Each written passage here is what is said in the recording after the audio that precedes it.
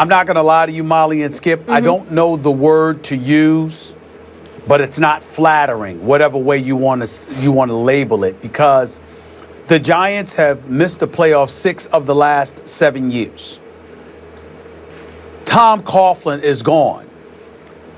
And if you're indeed close to a deal where Ben McAdoo is going to be your head coach, then to me, you've put all the blame on Tom Coughlin. And I don't get that. Because Ben McAdoo was the offensive coordinator the last 2 years. That means that includes this past season, where you've lost a fourth quarter lead 6 times. 4 times it was in the last 2 minutes of a game. It means that if you're Ben McAdoo, the likelihood is that you'll keep Spagnuolo as your defensive coordinator, who was the guy in charge of that horrific defense, particularly against the pass this season. If you're Ben McAdoo, we're hearing that Joe Philbin is going to be your offensive coordinator. The same Joe Philbin that was in Green Bay didn't even call plays, and we know what a disaster he was as a head coach in Miami. So, and not only that, you're keeping Jerry Reese. Now, I like Jerry Reese, and I'm happy that he's able to keep his job. The problem is, if you get rid of Tom Coughlin, how do you keep Jerry Reese in place? Both he and Tom Coughlin were believed to be connected at the hip. How do you hold one person responsible and not the other? And then the fact that you keep Jerry Reese in with basically the entire coaching staff returning, and the only person that's gone is Tom Coughlin. Listen, I was on the record saying that there needed to be a change, and it was time for Tom Coughlin to go from New York. But I didn't think it was all his fault. I mean, the man worked hard. He knows football. He had his team prepared. He had to work with the personnel that he had in place.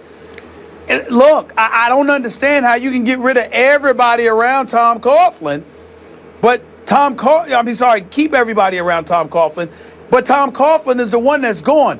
There seems something incredibly unfair about that. And then for the Giants to sit there and talk about we're moving in a new direction. Well, what new direction? Yeah, no new direction. What new direction? I'm with you. Molly, you kept everybody in place. And so for me, to combine kept that, continuity, to take that into consideration, I now look at the Philadelphia Eagles and their strong consideration for Tom Coughlin, and I say it's not such a bad idea after all. Because remember, Chip Kelly ran a loose ship. You have players in the aftermath of all of that talking about how he didn't work them hard enough. You ain't gonna hear that about Tom Coughlin. You know, guys a bit loosey-goosey, scheduling-wise, workout-wise. Yep. You ain't going to have that problem with Tom Coughlin. So, and not only that, I doubt that you'll be able to find players more motivated to succeed than Tom Coughlin if he ends up with the Eagles, because he'll be in the same division right down the road from the New York Giants. And I don't know how else to put it, Skip. Tom Coughlin got screwed here. He did. I don't want to say, but there's no other way to. How can you keep everybody around him? I thought they were going to make changes, but to keep everybody but him, that he doesn't deserve that. No, what got better? The offense, the defense? I can't go with that. He doesn't. Tom Coughlin didn't deserve that. No wonder he didn't shake. Stop smiling. Mara's hand when he left. It makes sense now. It does, Stephen A. Yeah, there we go. Yeah. I am having such a good time listening to you, listening to Molly not here today? This is the most fun I've had on this show in years. Whatever. Because you're exactly right. They scapegoated Tom Coughlin and ran him out the back door, and he wouldn't shake anybody's hand because he was furious at being scapegoated. And they wound up falling backward into keeping Ben McAdoo as the new head coach of the New York Giants, because reportedly they got cold feet and feared that the Eagles might just snatch Ben McAdoo out from under them. Let him go. Who cares? What is he? What has he proven? What has he done to merit this job? To me, virtually nothing. And this whole idea in the NFL of, you got to pick the hot coordinator. What does a coordinator do that exactly has to do with head coaching an NFL team? Nothing, especially if you haven't been a head coach in college football or high school football, where you have an idea of what is required to command the whole show, to deal with the media, deal with the ownership, or in college, obviously, with the alumni. But you have to have a feel for how to be the CEO as opposed to just calling plays. That's a whole nother, it's an apple to an orange. So here's Ben McAdoo, who did not play college football like Adam Gase that the Dolphins just hired. I don't know what he did to deserve that job. They're in the same boat. So here's McAdoo. He's 38 years of age. Quickly, let's run through his bio.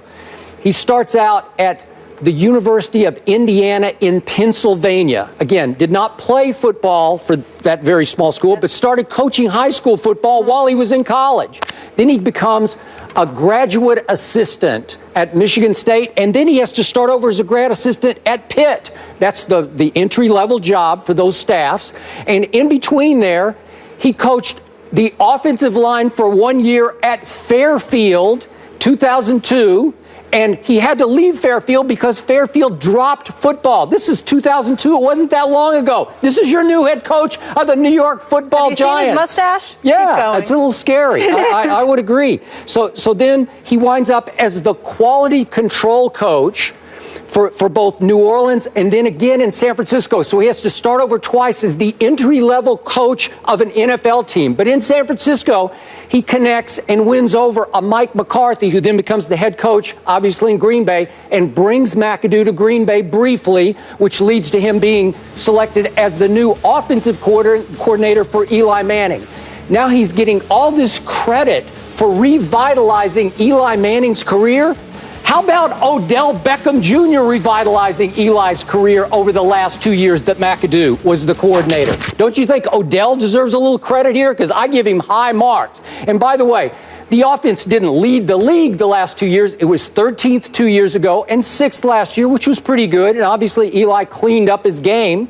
But let's stop it with all this talk about McAdoo was the reason. For what? For 6 and 10? You're giving me serious anxiety. Yeah, they went 6 and 10 both years. Was it McAdoo's fault that they went 6 and 10? But you're giving him credit for what happened with Eli Manning? Are you kidding me?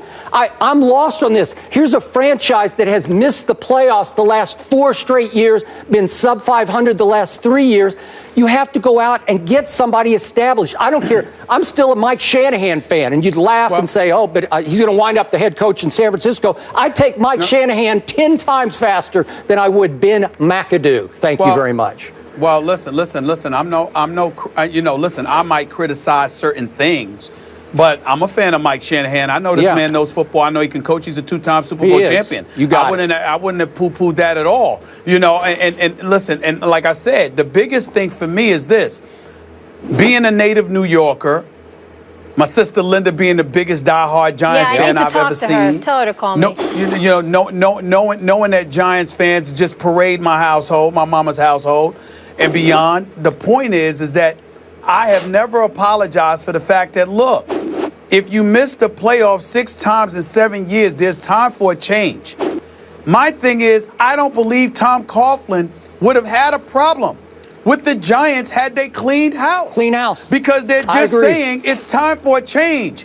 But to sit there and to get rid of him and keep everybody around him, you're saying it's your fault. You're the only reason we're in this predicament. And without you, we believe that we're going to be just fine.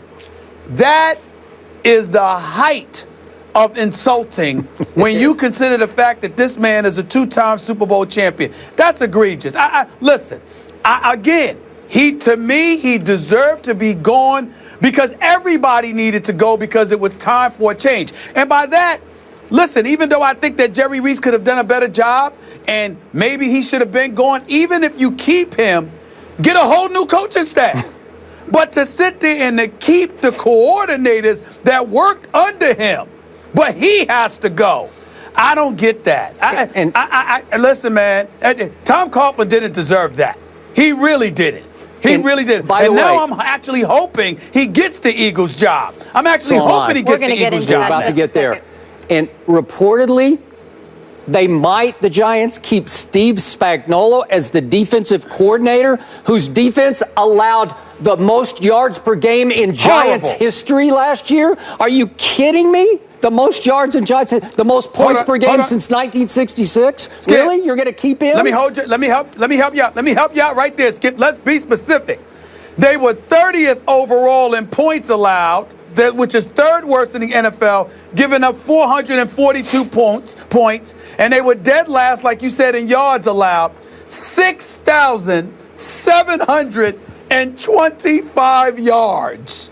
6,725 yards like it. the Giants defense gave up. And by the way, passing-wise, where they were worst in the league, they gave up 4,783 yards in the air alone. We ain't even talking about the ground. We're talking about just in the air. Preach. 4,783 yards, and yards overall, 6,725. Somebody needs to get me the stats as to where that ranks all time. Well, it's their worst. It's the franchise worst. Yeah, right. So he stays there, even though he was there when they won the Super Bowl as a defensive coordinator. He stays, and Coughlin's gone.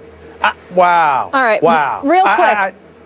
That's bad. Real quick, Stephen A. That's bad. Speaking of ineptitude, do you know that if he becomes head coach McAdoo, he becomes only the second head coach promoted from within? You know the other organization that had that? Jason Garrett. Oh. How'd that turn out? The only other one, current head coach promoted. And by the way, allow me to say that right now, Ben McAdoo is making Jason Garrett look like Vince Lombardi. That's what he looks like compared to Ben McAdoo. You're feeling good about yourself right now. Your team's getting healthy, feeling real good. All right, moving on in the same division.